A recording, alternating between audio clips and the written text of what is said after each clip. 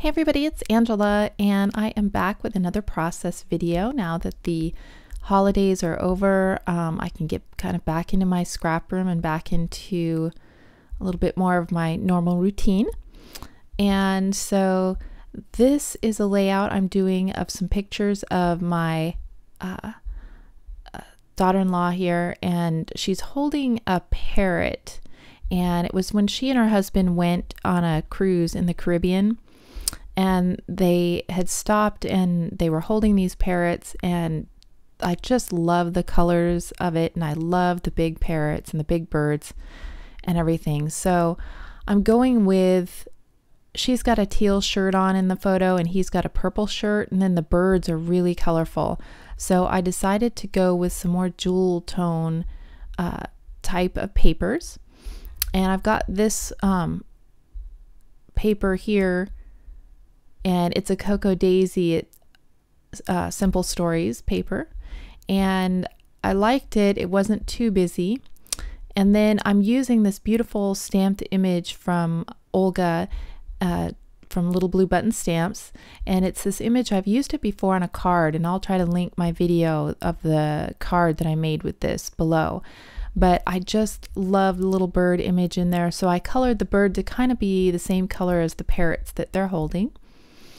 And I also made it so the little girl's hair was brown and purple because my daughter-in-law's hair is purple in this. She colored it purple and stuff before they went, as just kind of, you know, to have that fun island flair.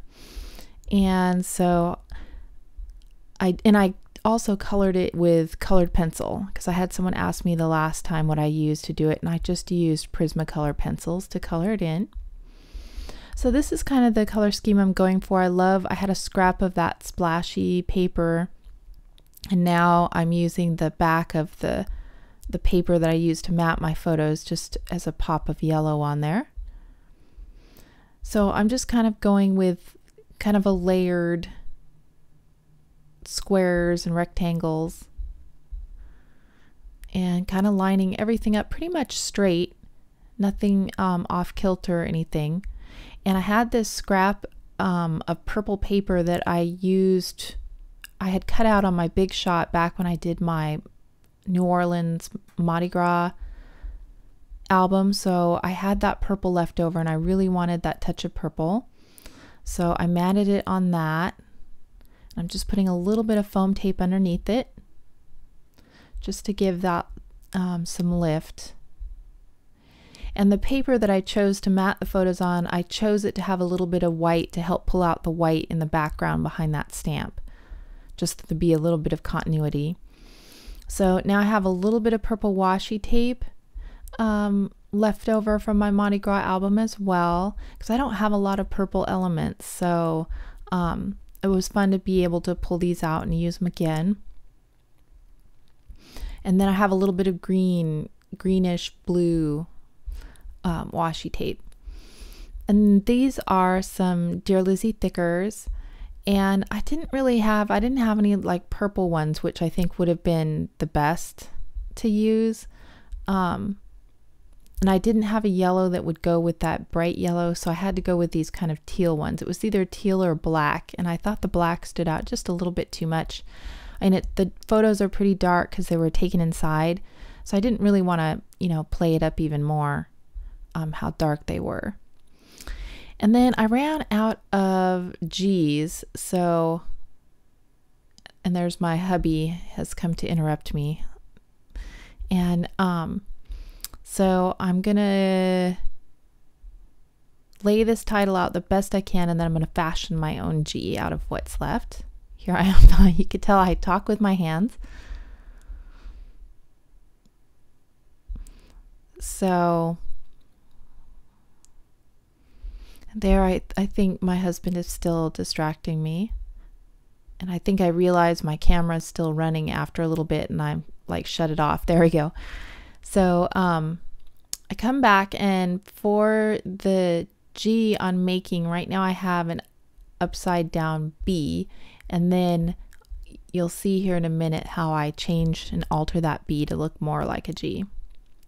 So my title is Going Places, Making Friends, And the name of the stamp is called Friends Forever. And you can get it at Quick Creations, online at Quick Creations with a Z. And I will put a link to that site below. And so there I think that was an F, and I just take the bottom of it off and kind of find one that kind of curves similar to the G, and then I just kind of splice it together. So that makes my title, and you can still read it even though, you know, it is a little harder over that teal, but since the letters or the words start on the yellow, you know, it really draws your eye to it. So now I want some purple enamel dots, and I have some enamel dots that Marissa sent me. Thank you, Marissa. And so I know I've got some purple ones in there. So I find some purple, some yellow, and some teal. And this was so much fun because these are not colors that I would totally scrapbook with at all. But just because of the photos, you know, I just went ahead and pulled the colors out. And so it was a lot of fun to do.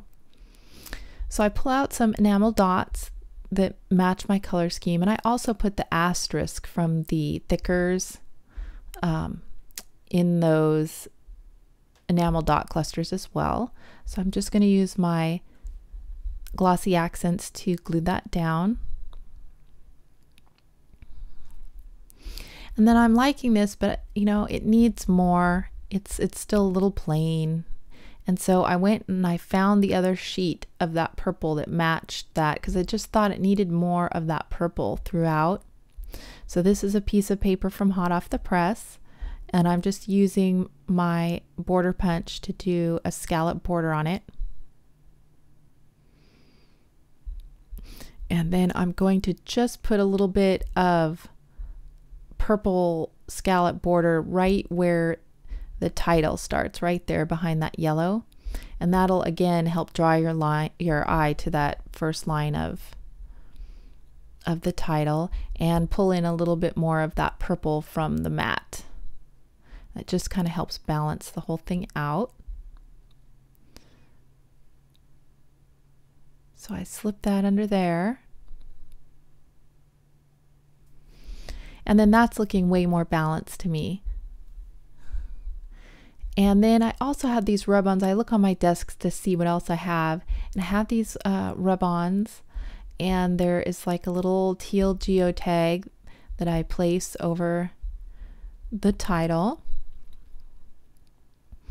and it had quite a bit of that kind of reddish coral color, so I had to kind of work around that because I didn't have any of that in there. I didn't really want to introduce a whole new color. Then it had this little teal and yellow camera which fit into my color scheme, so I put that up there in that kind of black space of the photo.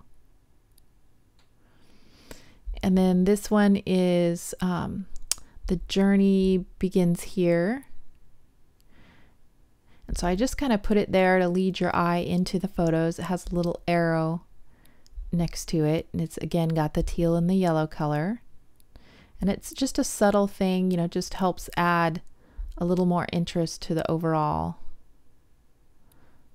layout. And this one, I tried it, but you know, it just has that red in it, so it wasn't doing it for me. And then that one says, I think it says, does it say going places? Something like that. I can't quite read it on my screen here. So I just put that down at the bottom, and you'll see it in the close-ups what it says. And that was all the rub-ons I could find to use out of that pack. And then I have a bunch of die cut tabs. These are leftover tabs from Scraptastic This Life Noted kits. And I don't use tabs near enough, so I was getting too many of them you know, stacked up, and so that's part of the reason I had to stop the This Life Noted, because I just scrapbook more than I did pocketed page protector style scrapbooking, because I don't do Project Life per se. So I just went ahead and pulled one of those out and put it down there for another little punch of yellow.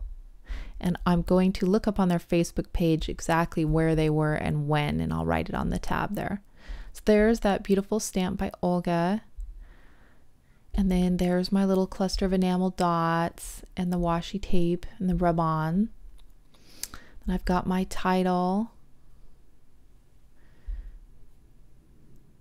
And then there's another rub-on here at the top of that photo.